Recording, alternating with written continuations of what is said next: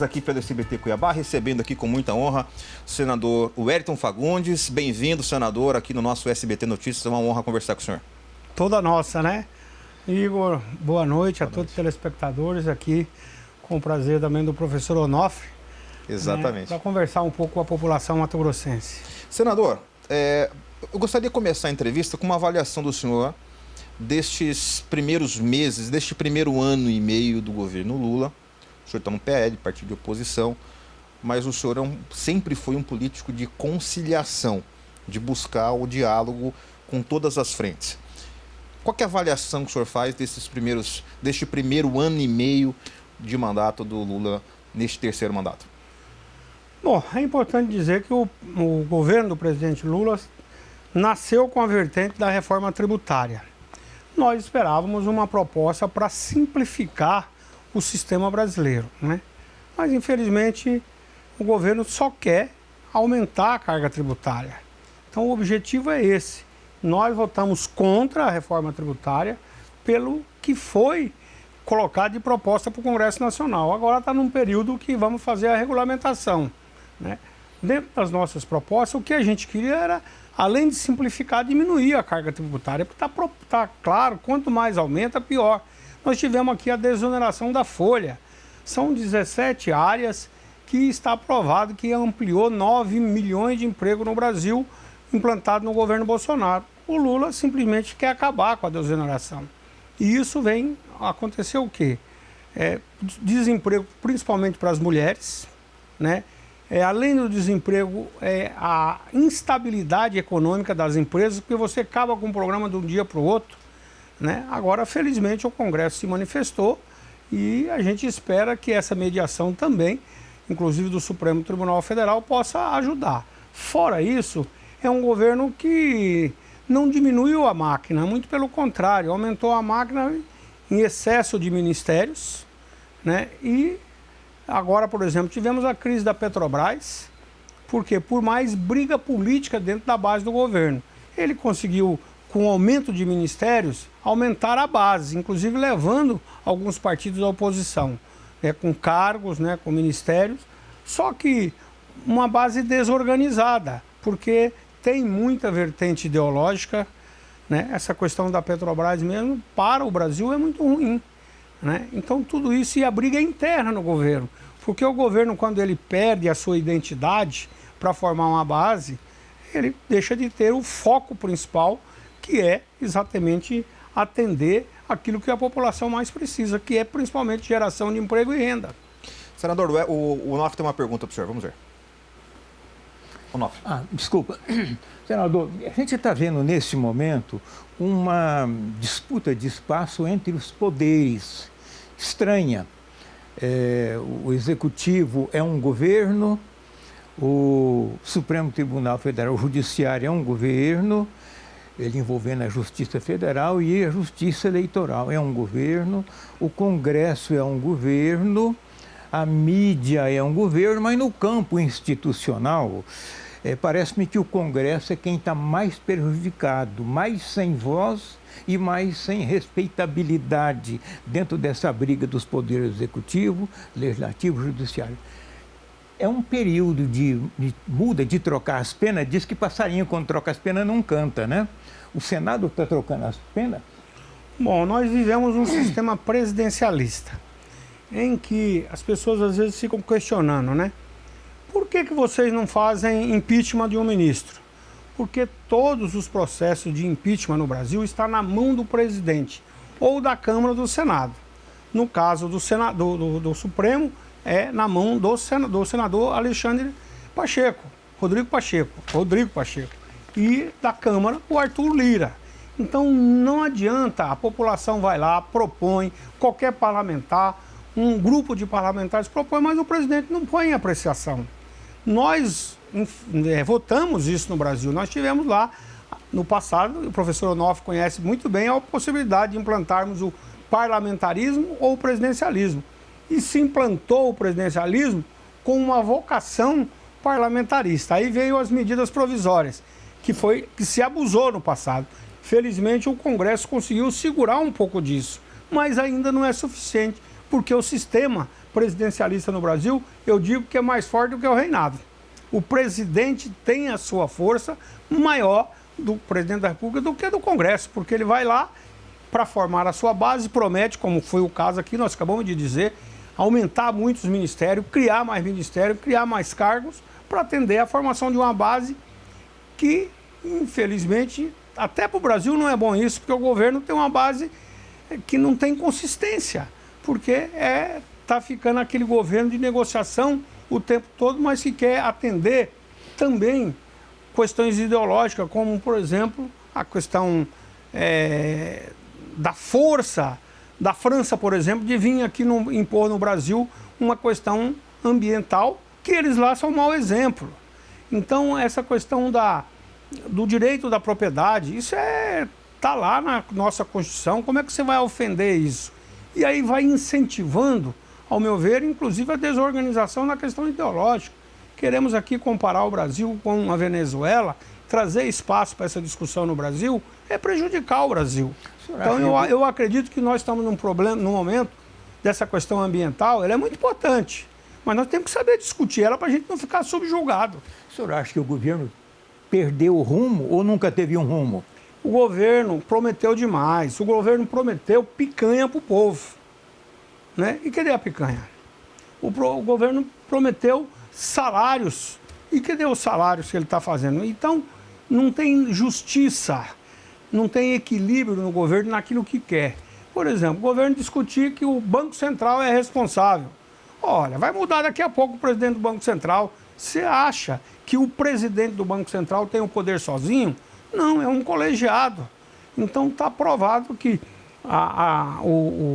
o nosso presidente do Banco Central com autonomia, né, Roberto Campos Neto, que é da política liberal, sim, mas é um homem que está preocupado de não voltar a inflação, porque se voltar a inflação vai ser muito pior para o pequeno, porque o assalariado, com a inflação alta, ele não tem como sonegar e já vem descontado do seu salário no final do mês, ou seja, já é corroído durante o mês. Então o poder de ganho para o assalariado, para o pequeno, para o pobre, na inflação é o pior malefício que pode acontecer. Senador, a gente está percebendo o governo... Olha, e nós tivemos pandemia, né, no governo do Bolsonaro. Pois é, teve pandemia. O senhor está citando aí, a gente acompanha pela imprensa nacional, essa saga, essa sanha que o governo tem de aumentar tributos no Brasil. O mais recente foi a volta do DPVAT, o senhor votou contrário. Qual que é a avaliação que o senhor faz do retorno desse imposto? E eu tenho a impressão que o governo não vai parar por aí, que para poder fechar a conta do rombo que tem nas contas públicas e daquilo que o governo pretende gastar, vai precisar arrecadar mais. O senhor também tem essa sensação? Total. E eu votei contra o DPVAT, que agora mudou o nome, SDPVAT. Só um S ali para... sigla. Mas além de trazer mais esse imposto obrigatório nas costas do pequeno, fala assim, mas o pequeno vai pagar R$60. Ué, é obrigado, né? E outra coisa, nós propusemos, então, já que vocês conseguiram a maioria, por causa de um voto, vocês conseguiram aprovar, vamos deixar livre, paga quem quer, não, mas é obrigatório. Obrigatório é imposto. O que é o nome? Imposto? É porque é imposto. Então vem dizer agora que é contribuição obrigatória? Não é. Então é mais carga tributária. E aí a população tem que perceber. Junto com isso, o governo botou um penduricalho lá, que é o tal do jabuti. É 15 bilhões a mais para o governo gastar livre. Ou seja, a gastança sem controle. Então, é isso que está se apresentando. Senador, falando em gastança, como é que o senhor enxerga as contas públicas já no fim deste ano e para o ano de 2025 e 2026? Tem um abismo à frente ou é uma impressão minha? Olha, eu acho que mais uma vez o Brasil está perdendo a oportunidade, né? O mundo queria fazer investimento no Brasil, mas infelizmente a falta de segurança jurídica e principalmente essa instabilidade que o governo provoca dentro do próprio governo, quer dizer, brigar com o Banco Central ao invés de, olha, vamos definir a política, o que nós queremos para a política econômica. Isso traria estabilidade. E não é o que está acontecendo. Então, houve um congelamento de investimentos no Brasil.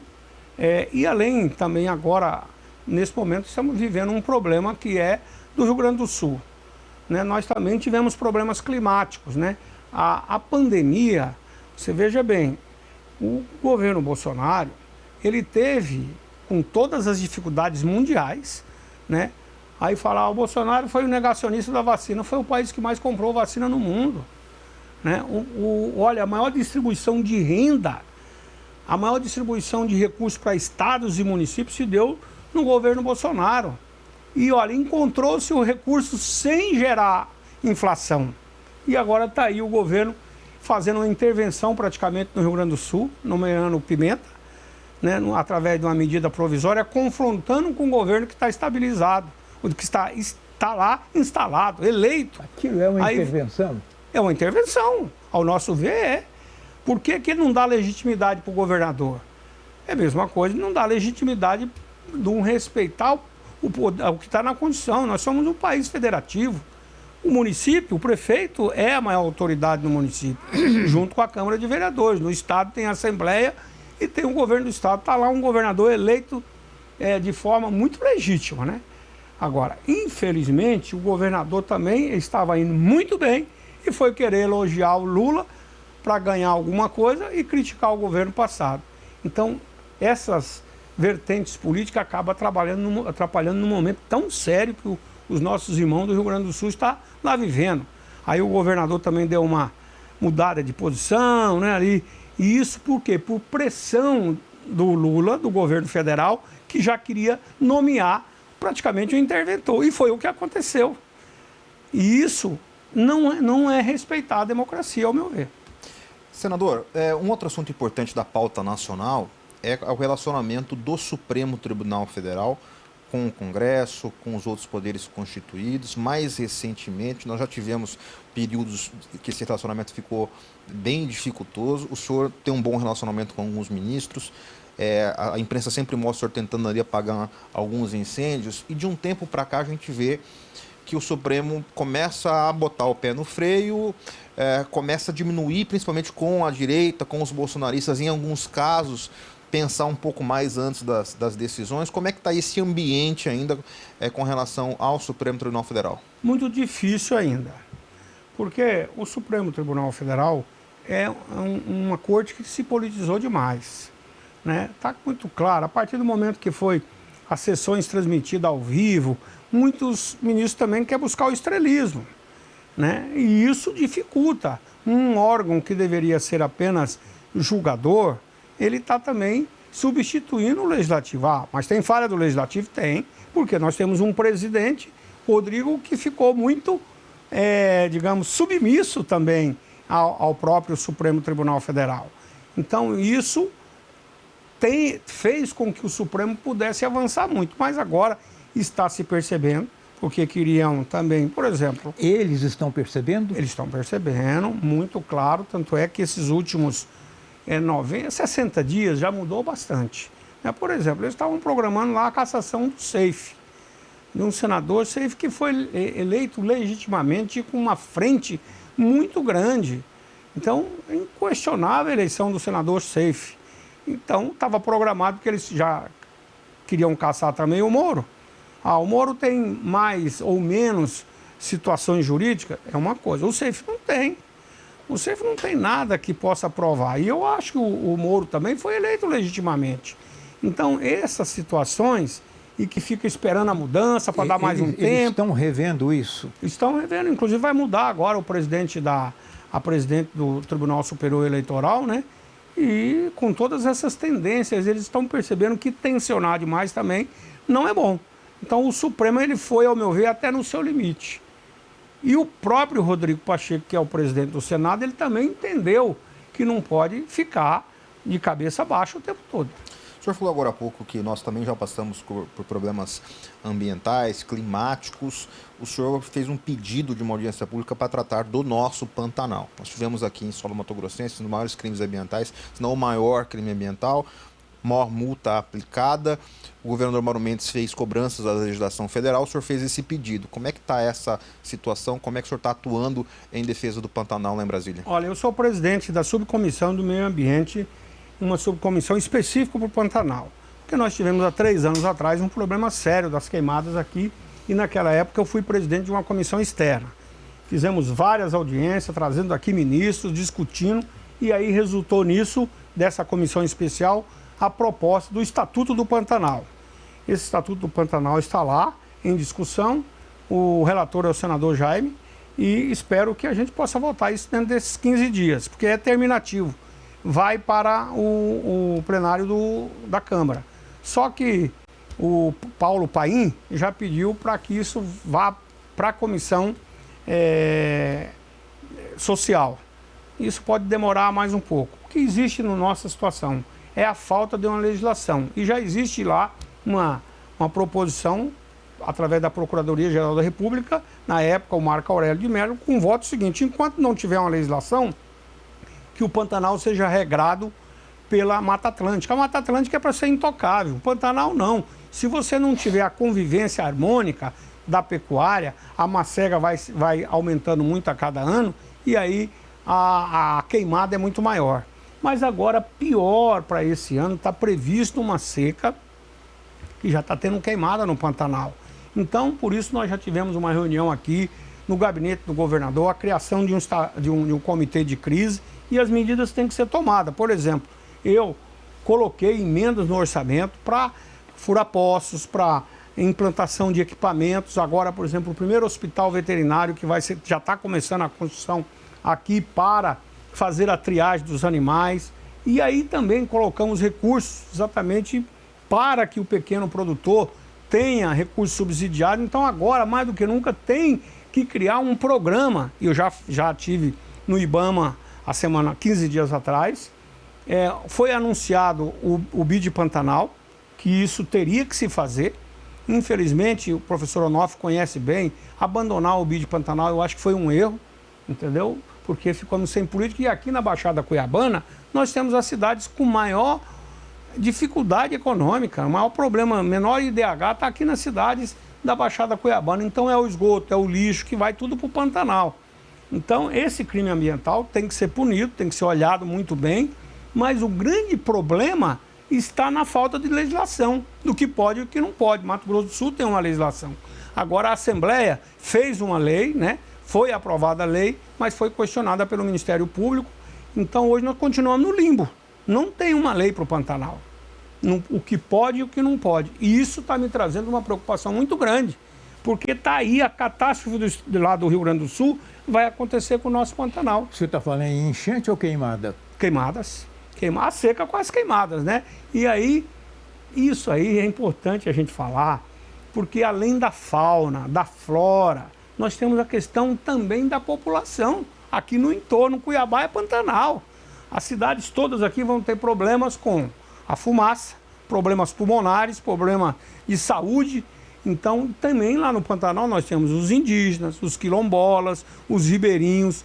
93% do território pantaneiro está na mão da iniciativa privada, cuidando de um patrimônio brasileiro, um patrimônio da humanidade. Então, hoje, ter terra no Pantanal é um problema.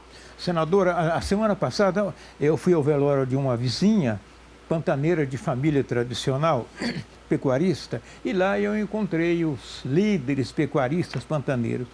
Um clima de velório deles também. E é verdade, porque o Pantanal, principalmente Mato Grossense, o Pantanal do Mato Grosso do Sul é 2/3, nós temos 1/3 só aqui.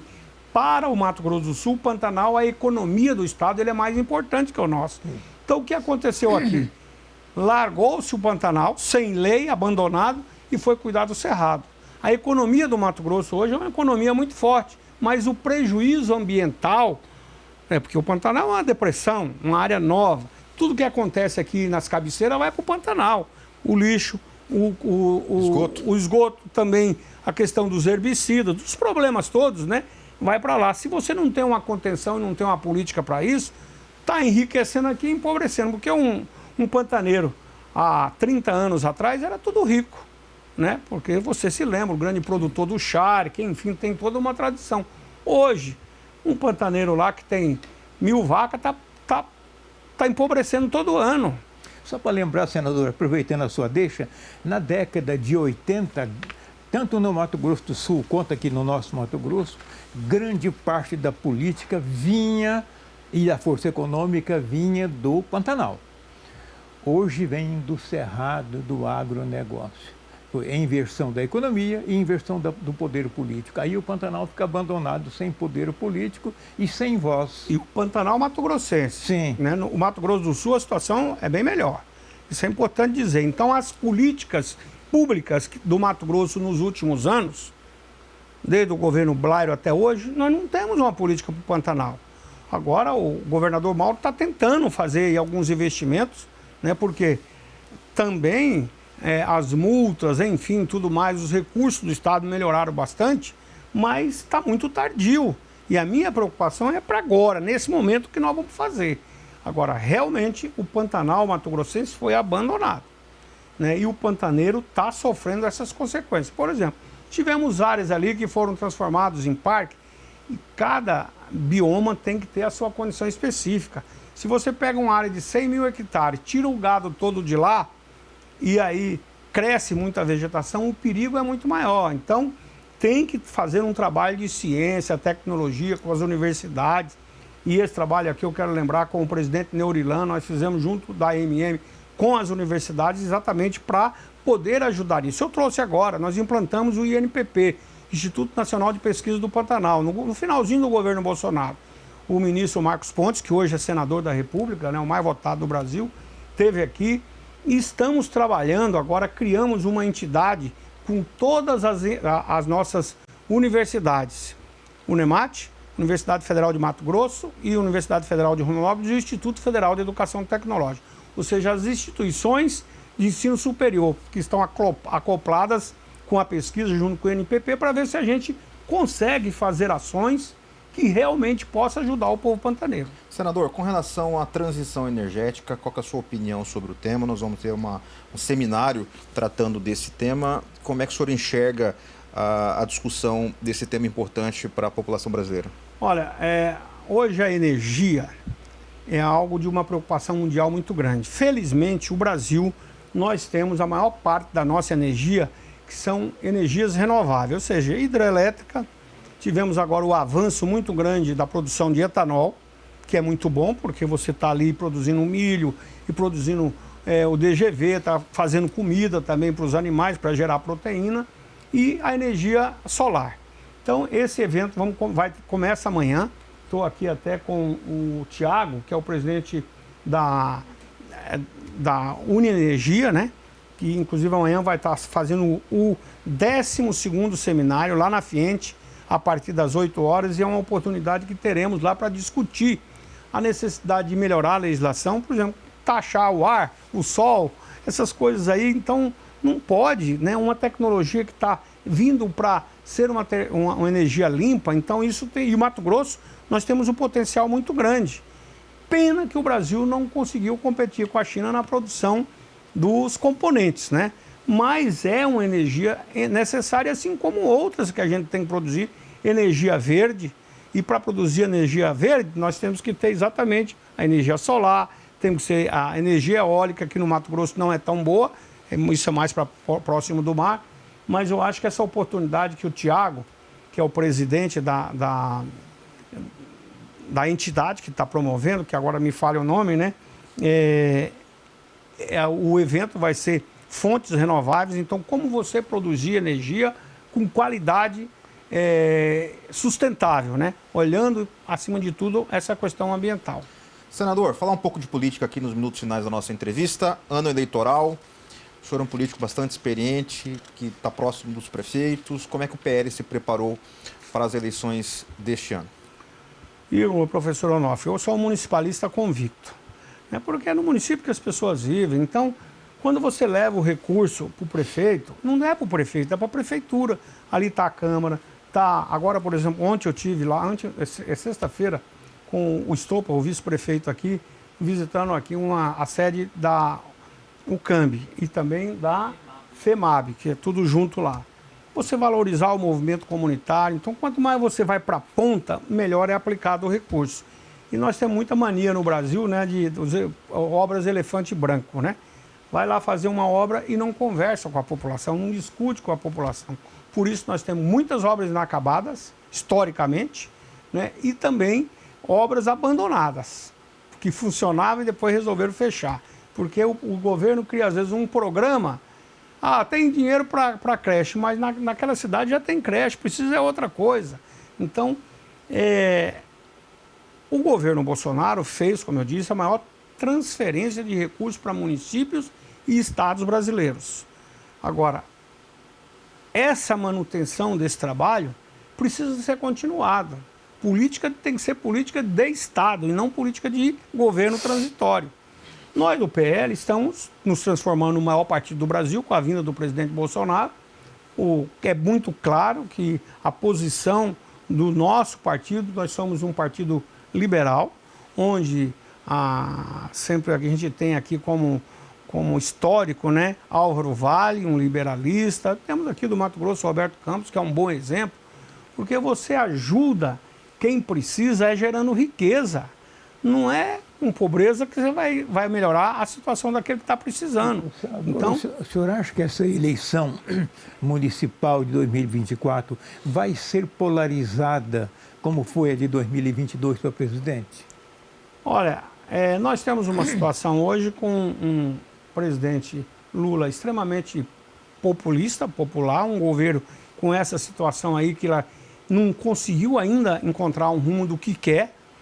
E, claro, com essa base que eu disse aí, o presidente Bolsonaro é consolidado hoje como a maior figura carismática que está andando o Brasil, e ele, na verdade, sustentado pelo partido para ter essas condições, a Michele Bolsonaro também fazendo esse trabalho, e o partido enraizado hoje no Brasil inteiro.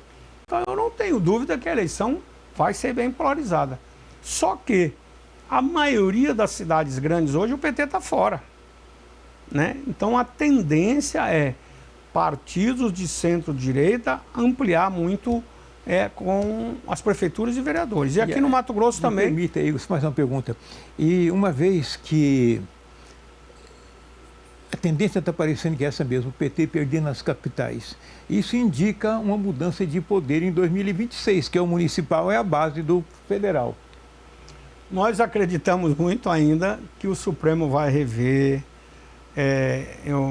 Provavelmente a eleição dos Estados Unidos vai ter uma força também, que hoje está muito provável a eleição do Trump, e isso pode também ajudar o governo, a justiça, a rever a posição do Bolsonaro. O senhor acredita que é possível isso ainda? Eu acho que é possível. Se deu oportunidade para o Lula, que estava preso, ser candidato, por que o Bolsonaro, que apenas questionou o processo eleitoral, não pode ser candidato? Senador. Então nós acreditamos que o Bolsonaro pode ser candidato. E claro, temos também o Tarcísio fazendo um grande trabalho em São Paulo. Temos outros nomes, a própria Michele e outros nomes que podem ser candidatos e ganhar a eleição. Senador, nosso tempo já está acabando. Só para a gente finalizar, uma última pergunta. O senhor pretende ser candidato ao governo em 2026, já que o senhor já foi candidato no meio do mandato, teve em segundo lugar na última eleição que o Mauro ganhou? Eu sempre digo que o futuro a Deus pertence, mas nós temos que fazer a nossa parte, né? Claro. É natural a minha candidatura a governador. Eu não posso ser candidato que não seja governador, né? E claro, tem uma condição, tem um suplente que é o Mauro Carvalho, que já mostrou um bom trabalho lá no Senado, a segunda suplente que é a Rosana Martinelli. Então, pela minha experiência, até por ter sido candidato também, vou me preparar para isso. Agora, a campanha ou a definição de candidatura é partidária, não é só do desejo individual. E daqui até lá, tem que trabalhar muito. Vamos passar as eleições municipais e eu vou continuar na minha vertente, trabalhando. Que a marca do Wellington é esse. Estar nas bases, trabalhar, respeitar inclusive o adversário, porque as pessoas às vezes falam assim, mas o Wellington, você tem que ser mais polêmico, você tem que brigar mais. E eu penso que mais do que nunca, nesse momento de muita dificuldade mundial, em Mato Grosso também nós estamos começando a sofrer as consequências. Senador, o Mauro está fazendo um bom trabalho, mas a gente precisa daqui para frente também buscar humanizar mais o Estado. Ele tinha que fazer isso mesmo, fazer toda a questão do ajuste fiscal, obras é importante, e eu acho que o próximo governo do pós-Mauro também terá que ter essa vertente social.